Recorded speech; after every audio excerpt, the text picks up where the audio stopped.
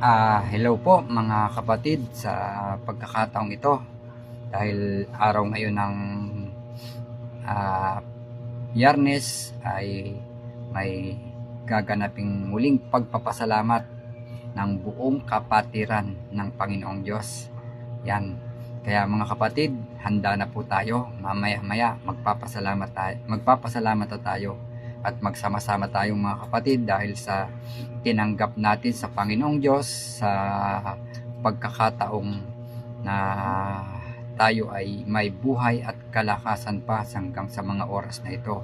Ay ipagpasalamat natin sa Panginoong Diyos ang lahat ng mga tinatangkilik natin, buhay, lakas, kaisipan, at nakakapagpatuloy tayo sa buhay na ito mga kapatid dahil sa awa at patnubay ng Panginoong Diyos sa atin.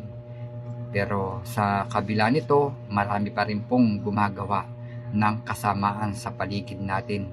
Di ba po? Kaya daigin natin ng mabuti ang masama. Kaya mga kapatid, sa gaganapin pong pagpapasalamat ng buong bayan ng Panginoong Diyos sa panahon nating ito, ay magtalagang lubos na tayo at magpasalamat tayo ng taos sa pusong pagpapasalamat mga kapatid. Dahil sa paligid natin, napakarami na pong samot-saring nangyayari sa social media. Wala po ba kayong napapansin? Yung sumakay ka nga lang sa jeep ay hindi ka na makakasiguro dahil kita nyo na napanood na nag-viral na sumakay lamang sa jeep na binugbog ng isang hindi kinikilalang tambay ba yun o nakahubad pa. Binugbog yung isang babae tapos pinagtanggol naman ng isang senior citizen. Di ba?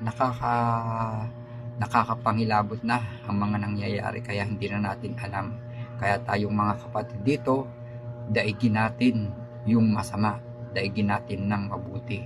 Dahil ang paggawa ng mabuti mga kapatid ay hindi magbubunga ng masama. Kaya magtulong-tulong tayo mga kapatid sa panahon nating ito. Huwag po tayong aatras sa ating natututunan, sa ating mga ngaral dahil dito nakakasiguro tayo na ang aral dito ay sa Diyos dahil ang nagsasalita na ang mga ngaral natin, yung sinasabi niya ay salita ng Diyos, di ba mga kapatid? Kaya magtumibay po tayo mga kapatid, lalo na yung mga parating na kalamidad, yung mga lindol na malalakas, iba't ibang dako ng mundo na ngayon nililindol na po, nakakapangilabot na.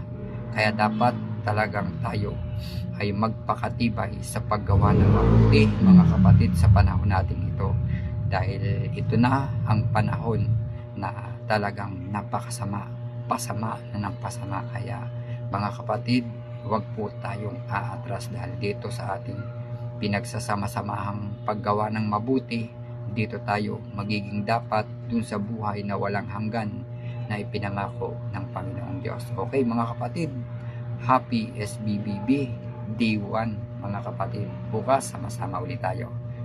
Pag-ibig,